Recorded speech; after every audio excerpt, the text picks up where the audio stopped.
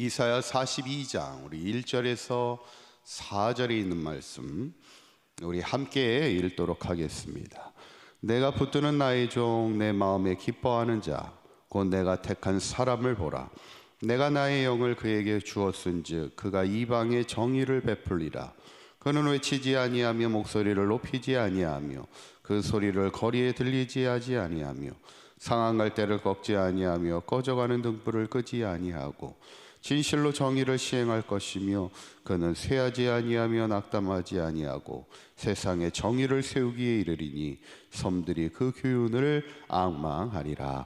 아멘. 우리 장례 광고가 있습니다. 우리 이성희 권사님의 아버님 고 이치우 집사님이신데 장례식장이 울산 대학병원 장례식장에서 진행이 됩니다. 오늘 조문을 위해서 9시, 오전 9시에 교회에서 출발하도록 합니다. 우리 교장내에 많은 기도와 관심을 부탁드리겠습니다. 지난 시간에 이제 하나님이 유다 백성을 향해 나의 벗 아브라함의 자손아 이렇게 부르면서 두려워하지 말라는 거예요. 내가 반드시 너를 도와주리라 말씀하시는 것을 보게 되면서 헐벗은 산에 강을 내어주시겠다.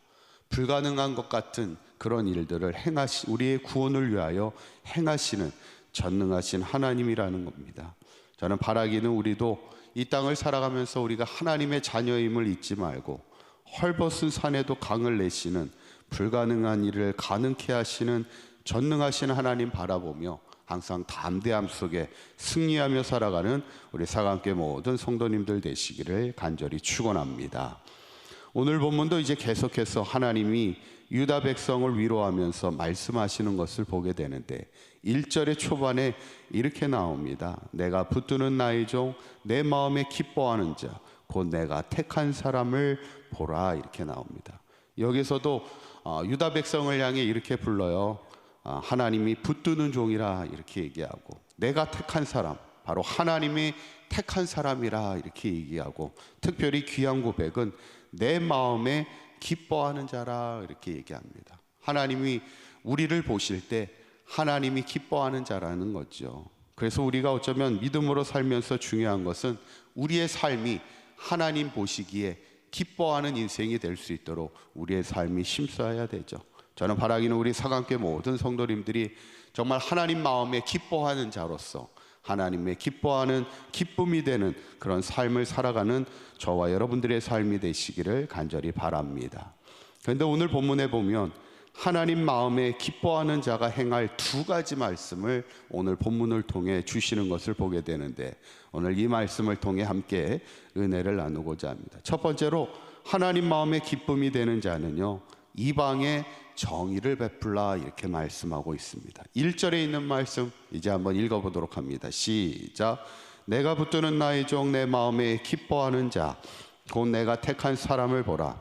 내가 나의 영을 그에게 주었은즉 그가 이방에 정의를 베풀리라. 아멘. 무엇을 베풀어요? 정의를 베푸는 자가 되어야 된다는 거예요. 하나님의 정의와 사랑을 베푸는 자가 되라는 거예요. 그래서 구체적으로 뭐라고 얘기하냐면 3절에 이렇게 얘기합니다. 한번 읽어봅니다. 시작.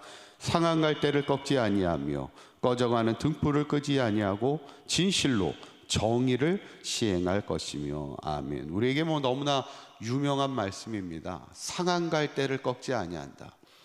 여러분 갈대가 강해요, 약해요? 갈대는 약한 존재잖아요.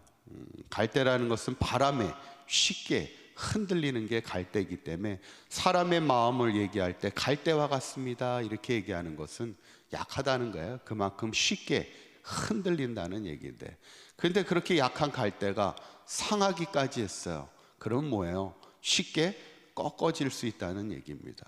그만큼 상한 갈대라는 것은 연약하고 쉽게 무너질 수 있는 인간의 모습을 이야기하고 있고 꺼져가는 등불도 역시 위태위태한 그 모습 자체가 인간의 연약한 삶의 모습이라는 거예요.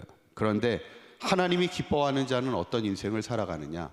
그런 꺼져가는 등불과 같고 상한 갈대와 같은 이들을 외면하지 아니하고 그들에게 정의를 하나님의 공의를 행하고 하나님의 사랑을 베푸는 자들이라는 거예요.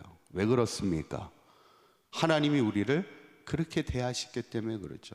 어쩌면 여기 앉아있는 우리의 모든 사람들의 인생이 상한 갈대와 같이 쉽게 흔들리고 꺼져가는 등불같이 쉽게 위태할 수 있는 우리의 연약한 인생이 아닙니까? 건강 하나만 이상이 생겨도 쉽게 흔들릴 수 있고 쉽게 위태할 수 있는 것이 우리의 인생인데, 하나님이 그런 상한 갈대를 꺾지 아니하시고 꺼져가는 등불도 끄지 않는 그 마음이 하나님의 마음일진데, 우리도 그 마음을 가지고 세상을 향하여 어렵고 위태하고 힘든 이들에게 하나님의 사랑과 공의를 정하는 인생을 살아가라 말씀하는데, 바라기는 우리 사강교회 모든 성도님들이 그런 하나님의 마음을 품고 우리도 세상을 향하여 정의를 행하는 하나님의 기쁨이 되는 자녀가 될 수 있기를 간절히 축원합니다. 두 번째로, 이방의 빛이 되라. 하나님이 기뻐하는 자녀는 이방의 빛이 되어야 한다, 우리에게 말씀하고 있습니다. 6절에 있는 말씀 한번 읽어보도록 합니다. 시작. 나 여호와가 의로 너를 불렀은즉 내가 내 손에 잡아 너를 보호하며 너를 세워 백성의 언약과 이방의 빛이 되게 하리니. 아멘. 하나님께서 우리를 불러주시고 보호하여 주시고 우리를 세워주신 그 목적이 있다는 거예요. 그게 뭐냐면 이방의 빛이 되라는 거죠. 특별히 어떤 자들에게 빛이 되어야 될까? 7절에 있는 말씀 이렇게 나옵니다. 읽어봅니다. 시작. 내가 눈먼 자들의 눈을 밝히며 갇힌 자를 감옥에서 이끌어내며 흑암에 앉은 자를 감방에서 나오게 하리라. 아멘.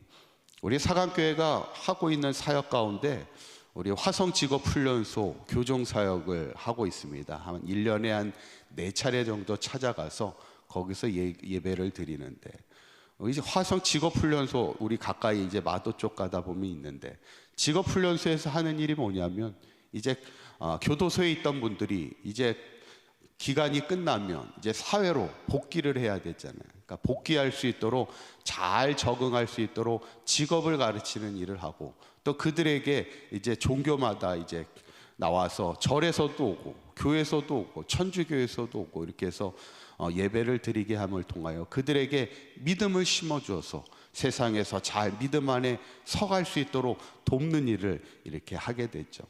여러분, 교회는 세상의 빛이 돼야 되는 겁니다. 사람들에게 희망을 전해야 되는 것이고 그들이 잘 세워질 수 있도록 돕는 일을 해야 되는데, 빛의 역할을 해야 되는데, 우리가 전하는 그 빛이 뭘까? 빛은 하나입니다. 복음을 전하는 일이죠. 사랑도 첫 번째는 이방의 정의를 베푸는 일이고, 두 번째는 이방의 빛이 돼야 되는데, 그 빛은 복음의 빛입니다. 주님의 빛 대신 주님을 전하는 일이 교회의 귀한 사명이라는 것이죠.